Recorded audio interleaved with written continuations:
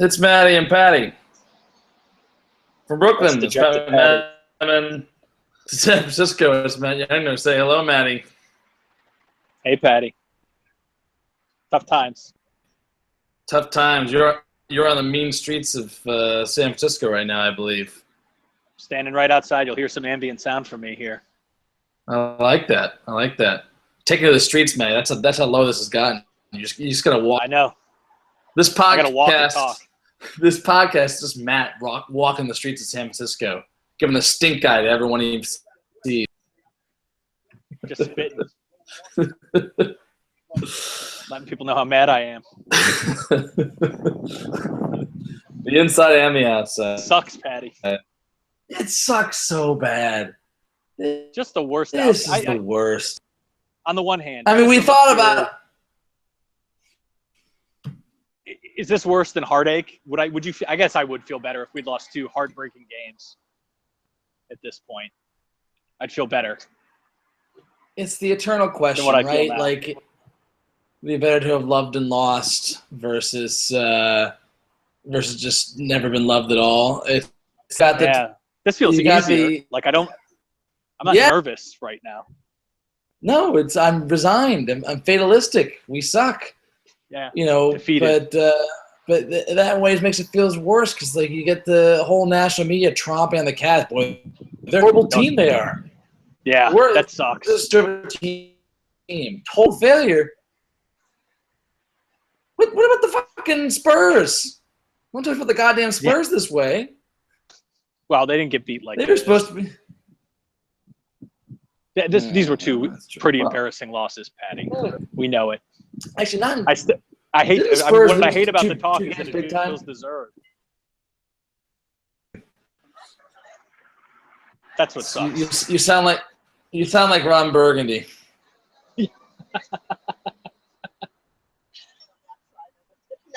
I was just watching number 2 over the weekend. Oh boy! All right, welcome to the Cleveland Sports Hour. We are 2 self-aware but unapologetic homers who spend far too much time watching, reading, and thinking about the Cavs. Sometimes the Browns and the Tribe, not tonight. So if you like the informed, intelligent Cleveland fans' perspective, you've come to the right place. I think we might be apologetic tonight. Well.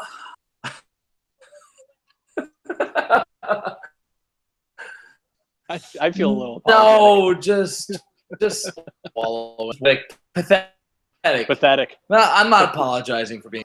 I'm just pathetic. There's swearing amnesty in effect, of course, throughout this finals. There's also Matty a drink amnesty for Patty tonight. This is how I handle that. Plus lack of sleep is going to combine to make a really bad podcast. We'll try and keep this quick, guys. Yeah, we got to keep 30 minutes or less, Patty. I can't do this for an hour. Walking the streets. I can walk the streets. I told you. I can't wallow. I told you to wear soft-soled shoes, Matty. Come on. You did warn me. All right. Well, that went poorly. Earlier this season, Matty, back in 2015, when you were panicking about this team, same clip cast off with. I rolled that really described your attitude about the Cavs. Now, I mean, to be fair to me, because that's all that really matters, my point was that you were far too early in the season and was unbecoming of you. Yes. Well, now I'm here with you, man. All right. It only took me 98. It only took me 98 games, but it's over, man. Welcome. Game over. Game over, man. Cavs are cooked. Don't you see, Pat? We're not athletic enough. We can't keep up with the team. The NBA's changed. Our lineup doesn't work. They're mentally fragile. All the things I said. Yeah.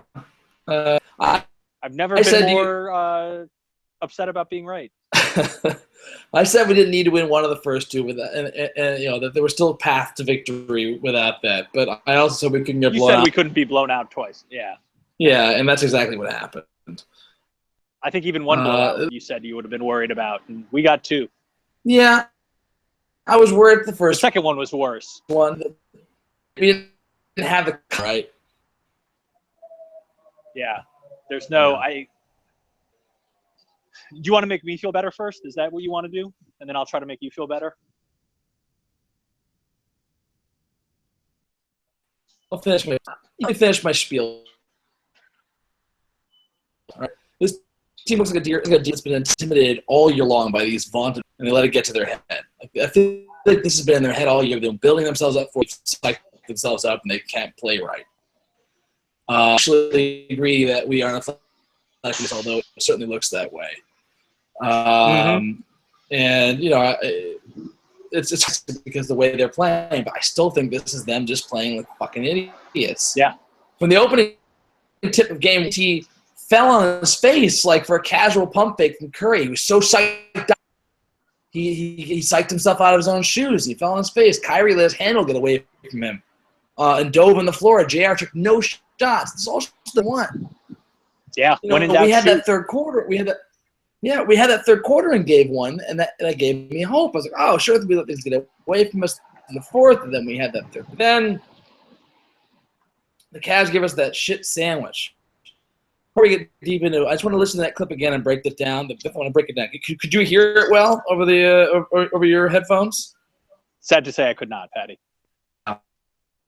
This isn't going to work so well. You just and I'll just do it. It'll be better for everyone else. Yeah. That's fine. I can suffer.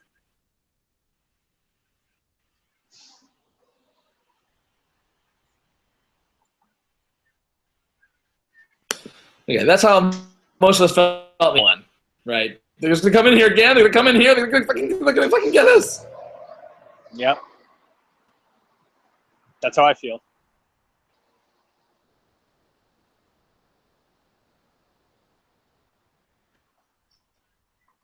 This little girl who had no training lasted 5 times as long as we did against these guys. Look at this. That's us thinking about Deion Waiters and the Thunder. This fucking asshole Deion Waiters is amazing and like dunked all over fucking Draymond Green and just draped his balls all over his face. And we came in the last 2 minutes out of here. Yep, that's us. Yep, I relate.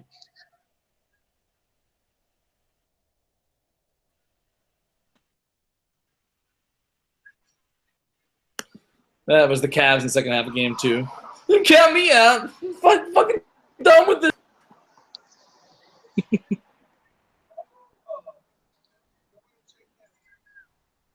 And that's me now, Matty. Okay. I'd say your turn. Why don't you give me okay, that was I want to me make you feel better. No.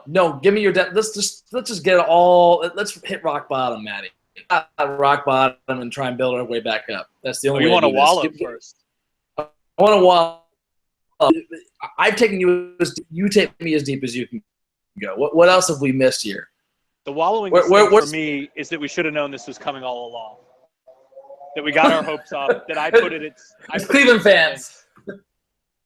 And I heard somebody say this recently. I can't remember who it was. If it was somebody from Cleveland or Joe Poznansky or something, but they said the Cleveland thing is not. The Cleveland mentality is not we're going to get to the end and get our hearts broken. The Cleveland mentality is we're going to get there and realize we were never good enough from the get-go. Mm-hmm. And that's what it feels like we've hit now, and that we should have known this. That we should have known that, of course, Kyrie Irving, who you and I wanted to trade 2 years ago for a top 10 pick, was not going to get it done. And Kevin Love, who never looked like he had it in him, was going to get it done. And that J.R. Smith and Amon Shumpert, who were cast off as salary dumps for the Knicks, were going to be able to play meaningful minutes. And that LeBron could carry a bunch of trash anywhere against the best team in history was foolish and foolhardy. And everything we saw and believed was dumb. And we were dumb for believing it. And here we are. That's the wallowingest I can wallow right now. Known, and it was there all along. And that none of this should be a surprise. That's the best I can do. You know, geez, that's the best. I mean, the best wallow I can do. Yeah, no, it was pretty good. It's a pretty good job, Eddie. took me lower. You managed to take me a little lower. You're welcome. You dug down a level for me, so now I'm not a level lower. I didn't. I thought I had bedrock, but no. This is what we always deserved, and what we always should have known was coming to us, and to have thought otherwise was our folly. Our delay. What I love is that you went lower on the fandom. Oh yeah. It's not so much just being bad about the team. It's like, what the fuck is our problem? Oh yeah. This is an indictment on us as fans for being fucking jackasses to have confidence in our team. Why would we ever believe that? What's wrong with you and me? Precisely. What is wrong? All right, Matty, do you want to pull me back first, or should I pull you back first? Thank you. You too. Sorry, Patty, I was talking. Why don't I go? You talking to one of those cowards? Wait, you talking to one of those cowards in San Francisco? That's right. I just didn't tell somebody to go to hell. It sounded like a very amicable conversation. No, it was a very nice rabbi actually that I was just saying hello to. So good guy, Ohio State fan. Doesn't give a shit about basketball. So here's the best I can do for pulling us out, Pat, is that this team is not that bad. It is not that bad to play the way they did and get blown out the way they did. It's just not. I can't in any way say that we're good enough to win this series. I can't in any way say that we're good enough to take it to 7 as I predicted, but we are not get blown out and look like shit bad. We're just not.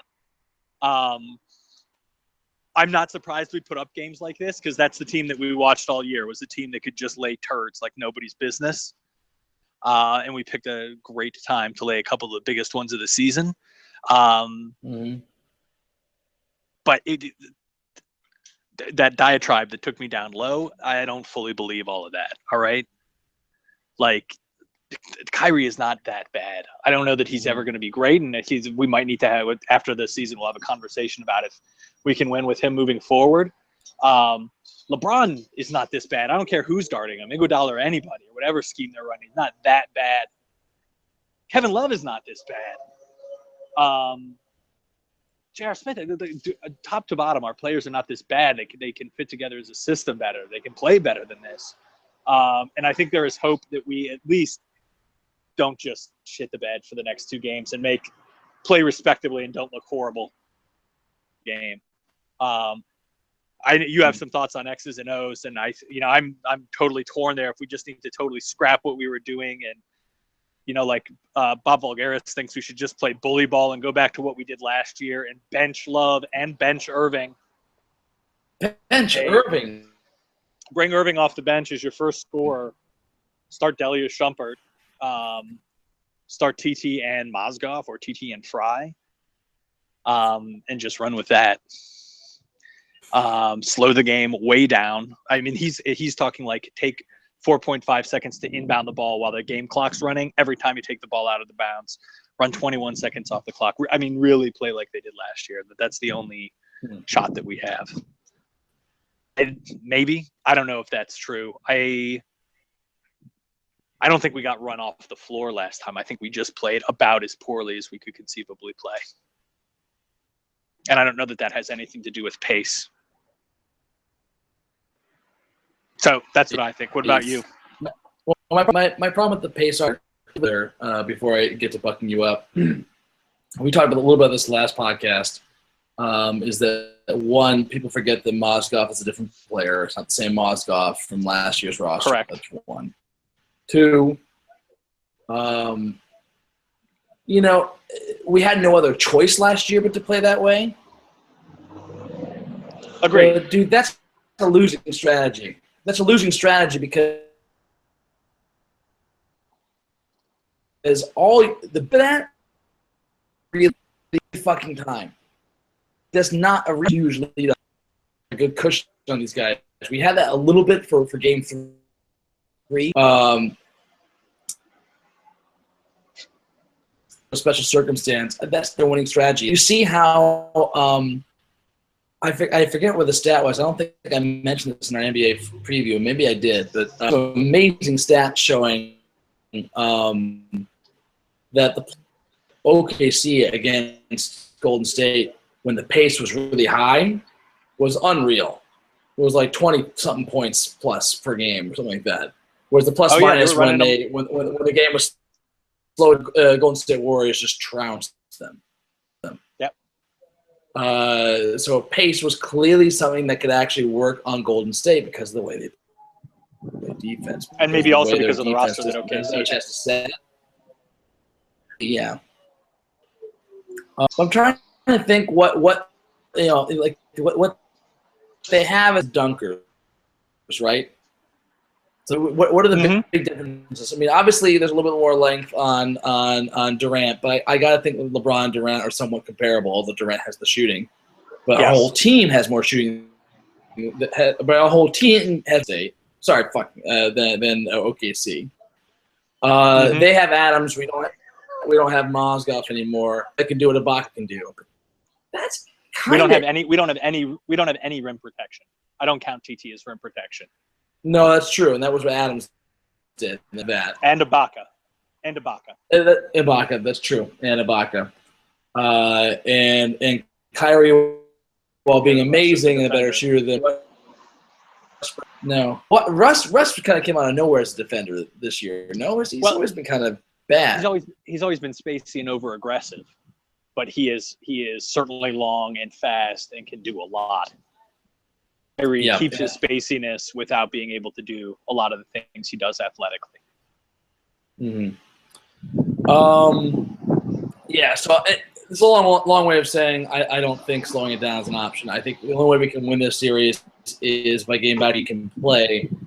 But all right, I'm going to try and put you back to the brink. It's not going to be very encouraging, though. Because I gotta warn you, chances of death still remain high. Path out, but it's a path we haven't played. It's a path we really haven't been working on. So it's the odds of having a mid in tactics and strategy. Not great, Matty. Yeah. So here, I have a theory on what's happened to the Cavs offense. And things, this. So I tweeted this in the 5-part after I think texting you and your brother about this. So here's what I tweeted. I'm just basically going to read them out. All right, the Cavs are not passing like they were in the first 3 rounds. That's for sure.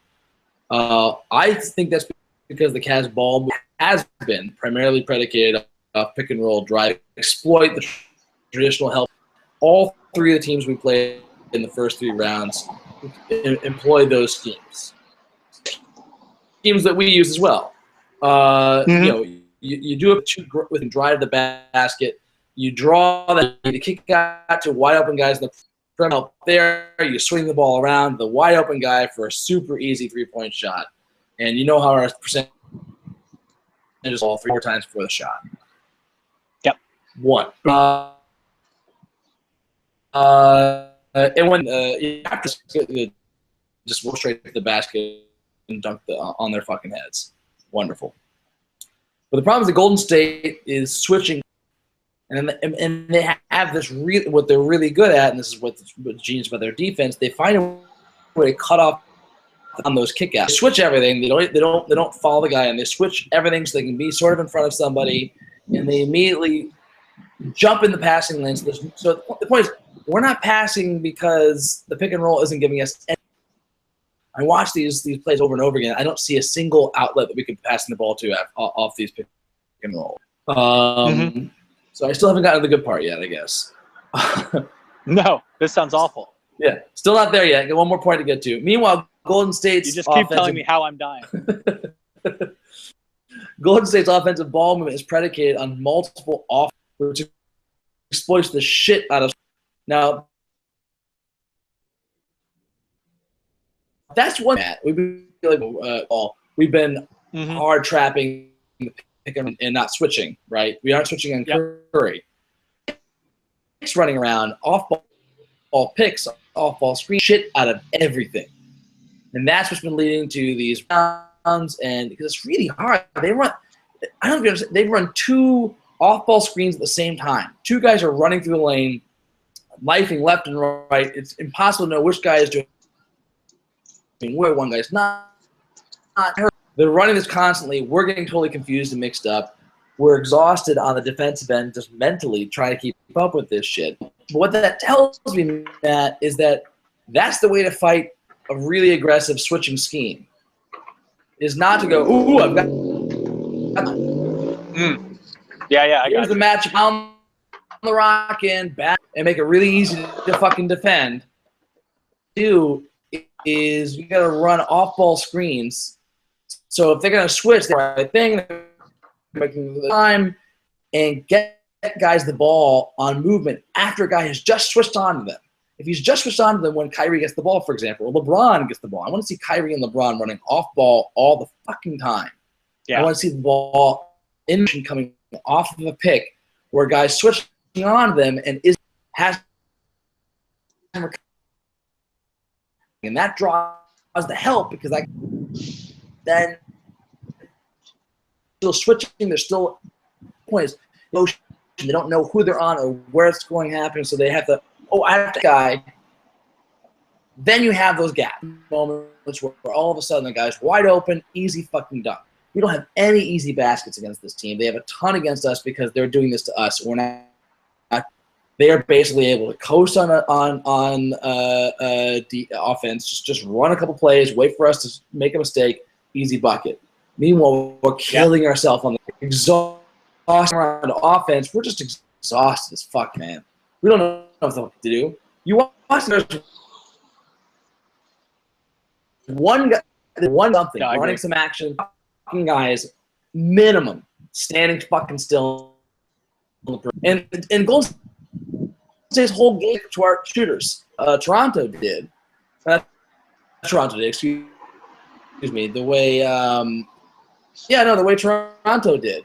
You know, we have TT in there. They can send. You know, they make smart switches and they switch in a way that our guys aren't making predetermined moves when their guys move too wide open for 3. We have to. Here's the good news, Matty. Oh, finally. That's addressable. 2 games off. You think we 2 can days make that off, change? 3 days off. You can address it. It's not totally that we haven't faced this defense with this, horrible. But that's a thing you can do. You can actually, plays in repertoire. I've seen them run them. You could run them at the same time. Maybe we do 2 practices where we get that in the, try that guys off the side. Thompson, when you're on the court, doesn't be standing 8 feet away from the basket. You need boards at all time. Or standing within 5 feet of the basket. So if somebody doubles off of you, that I can pass you the ball on base. Instead, I watch plays, he's standing out by the free throw line. Yeah. His guy is running in to block the shot of LeBron or hack the shot of LeBron. And LeBron's going to pass to it because the use that can be done. This gets back to my original season-long theory. I don't Lou's got the challenge of a lifetime here, but I feel like we can make this happen. It's unbelievable. Golden State is one of the best teams of all time. Probably going to be. It's going to be, when we lose this series because it's fucking over. This is going to be the best team of all time. I actually think the Bulls will have the overall better record because the Warriors have already lost enough in the postseason. Oh, interesting. Well, we'll have that little asterisk to throw at them. Yeah. Whatever. Golden State's going to feather in their cap, and they have a legitimate argument for it. So that's and I don't know. We can play better, have a chance against this team. It's just vanishingly small. But the way we're playing right now, it's not going to happen. But to me, the bottom line is I don't think defense is the issue. Now, I put out a point that, like, Golden State shots didn't have a defender within 4 feet, which is kind of not good defense. I the fourth quarter where we basically played garbage time for an entire quarter. Mm-hmm. I'd like to see what that number is in the first half. I bet it's not great. No, I don't think so. I think we gave up in the second half. But the point being, like, by any stretch, but it is an issue. But again, I think we're working so hard on the defensive and offense. I think it's time to try out the let Curry score strategy. Just simplify the coverage. Accept Curry. Play really fucking physical. Just be annoying as shit to Curry. Like when he runs around those screens around the corner, just give him that shoulder shiver, that James Jones gave him call on. Yeah. Make him fucking feel it, little goddamn pussy bitch. He's got the fucking bad knee, goddammit. He's got a bad knee. Make him fucking feel it. I don't want to hurt him. The dude is. No, I was super disappointed in how unphysical we were in that game. And the play that stands out to me actually is when Love got concussed, and the rebound went back to Draymond Green, and he went back up to the rim. TT didn't just clobber him. He gave a weak foul that allowed for the and one. He should have crushed him into the stands. Even if he drew a flagrant, he should have crushed him. Crushed him. And that's just this team being a little bit rattled. The team was rattled. The team was completely rattled. Only explanation for it. They were rattled. They weren't, because a composed team knows when to do that shit, and they just weren't. The last 2 games they have been just completely rattled. Shells of themselves. Totally. Shell shots is another way to put it. It's bad. Real bad, Pat. Yes, I know. So we're getting some coverage. We had said it's like, it feels like we're building castles on sand, but maybe everyone's talking about the OKC. People criticizing OKC in the last 3 games that they lost, saying like they're just switching everything and they're just toasting Adams. You got to put Adams on the bench, they kept leaving Adams on an island with a terrible offense strategy, blah, blah, blah. Was that the problem, Matty, for OKC, that their defense was shitty? No, I think their offense. Or was it more they stopped executing on offense? They choked on offense. Yeah. It wasn't really anything OKC did. They just stopped running their offense. They stopped trusting. They just started playing hero ball, and they stopped doing what they got. And that's something the Cavs have to do. But the Cavs have to be smart about it. The Cavs have to realize their normal flow isn't going to get them easy looks. They got to run some different shit. They got to run plays constantly. They got to work those plays. Then I know they have in their repertoire. I've seen them run them. They got to run those plays constantly. And LeBron's got to let them run it. Yeah. LeBron's got to run in them. LeBron's got to run those plays. He's got to be doing those fucking – I want to see LeBron running around curls. I want to see LeBron, a fucking freight train, running around. Yeah, have someone try and get in the way and slow him down. Yeah. I mean, yeah, whatever. Let them call for a bunch of fucking offensive fouls. Fuck them. I mean, look, because here's the other thing. And they're going to call a bunch of stuff. That's going to happen. Here's the other thing. If I have faith in anything, Matty, not that the NBA is gonna go all out to prevent a 4-game sweep.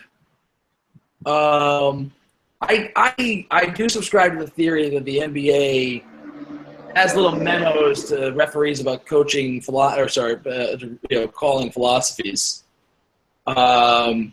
It should be obvious that the let them play style is just going to lead to a sweep. And if ever there was a time for Dwayne Wade treatment, it's now, at least for a couple of games. Throw us one at home. Well, just look, they had the best ratings in their history in Game 1. Hey, Patty, real quick. Yeah. You probably got to 2-minute warning at the max. My cell phone battery is about to run out. Ooh, okay. Well, we're almost there. Sorry, it dropped real quick. It went 26 to 8% in 10 seconds. Well, let's wrap this up. But that's my point. That's the other hope I have is that they're going to actually pivot this around the other way. So, long story short, Matty, there are things we can do on offense. There are things we can do on defense that give us a better chance and that allow us to have that swagger back and let our fucking awesome roster stand up against these guys, go toe-to-toe, and see what happens. We've dug ourselves into a gigantic hole. We got to try something completely new to see if it works, and I don't know if it's going to work. But at least we can try. And I'll say this. A win tomorrow night changes everything. Yep, absolutely. It's going to happen, but it does. It does change. All right, before we lose your power, Matty, what are your win-if, lose-ifs?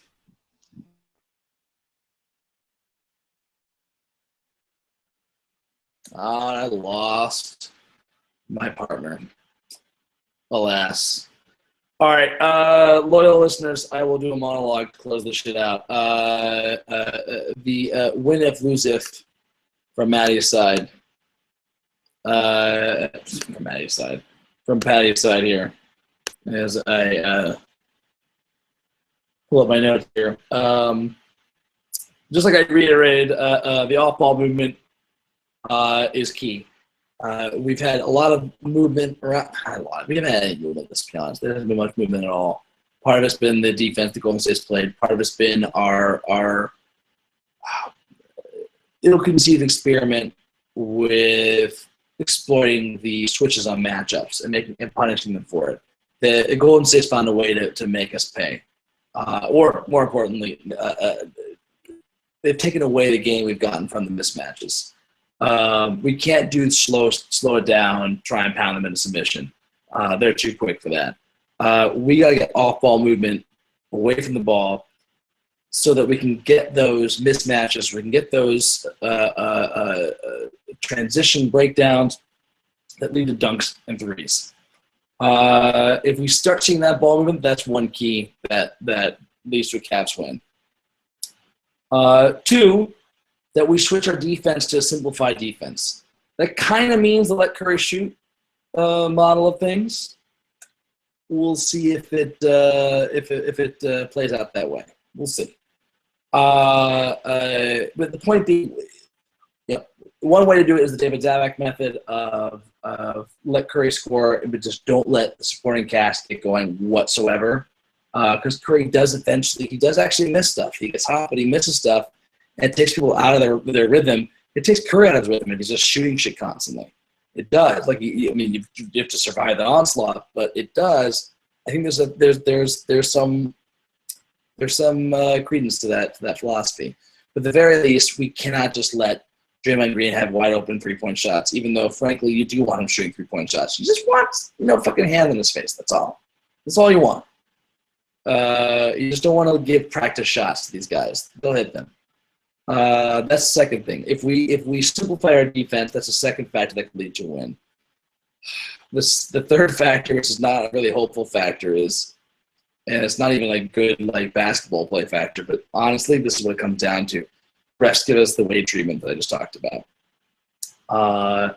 If the refs, and I don't mean this as in the refs just having the hole for us and get the game to us. The refs call the game tightly. That's key. If the refs are calling the game tightly, that really limits what Golden State can do on defense. Golden State puts two hands on guys in the perimeter, which is illegal. They do moving picks, which are illegal, but apparently never get called. They put two hands on entry passes to guys in the post. That's illegal, but that happens constantly. They hack guys in the arm around the basket. That's illegal. Doesn't get called. They don't go straight up. They have really piss poor positioning on charge calls, but they get the calls anyways. All that shit. If we start getting those calls, if we start getting, in general, if it's a high call game, which is not something that I like, I tend to like games that aren't called really tightly. The point is that it benefits us. It benefits us because we have guys that can attack the rim in the way that they don't. And we can get easy baskets that way. we can get the free throw line, and more importantly, change the way they play defense. Those are huge, huge keys. The Cavs will lose if, just to be frank, the sun rises in the east because we're fucking toast, guys. I wish it weren't so. But we had some thoughts going into the series, and the first two games have kind of made it clear how rough things are. Well, this is a really sad way to end things because I have no one to say friendship with. You know what I might do? I'm gonna give myself a high five. It won't be depressing at all. I'll give myself a high five and say friendship to myself, and we'll have a cold conversation by myself. Just because that's how low things have gotten here in Caps land. Hey. I wish it weren't so, my friends. Alrighty, so let's look for some signs of hope, but please don't have your hopes up. Let's just hope that the Cavs can play decently, can show some goddamn respect, can show some goddamn heart, and stop embarrassing themselves. Be nice. Give us something to cheer about. Be nice. But on the upside, as when I were talking about, pressure's off now. You can say the pressure's on. There's a must-win game. Of course, it's a must-win game. Whatever. I mean, we have to prove we can actually win a fucking game before it's a must-win game. A must-win game is if we win Game 3, then a must-win game is fucking Game 4. This is not a must-win game. This is what it is. This is our chance to show whether we actually belong in this fucking series. That's what it is. And, part of me wants to be defiant and say, fuck it. Let's see what these guys can do, and let's believe in them. But, I was talking that game before, and they fucking embarrassed themselves in the first two games. So, it's time for them to make it up. It's time for them to show up, and if they're going to show up, great. If they show up, then I'll change my tune. But until then, sad times in Patty Land. Alrighty, that does it for the Cleveland Sports Hour. That depressing monologue, premature eulogy from yours truly. See, when Matty goes away, it just gets really dark here on the Cleveland Sports Hour.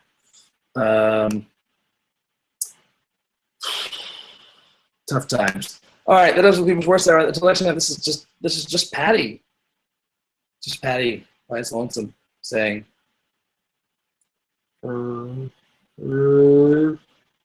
friendship. That was me giving myself a high five. Go Cavs, Cleveland.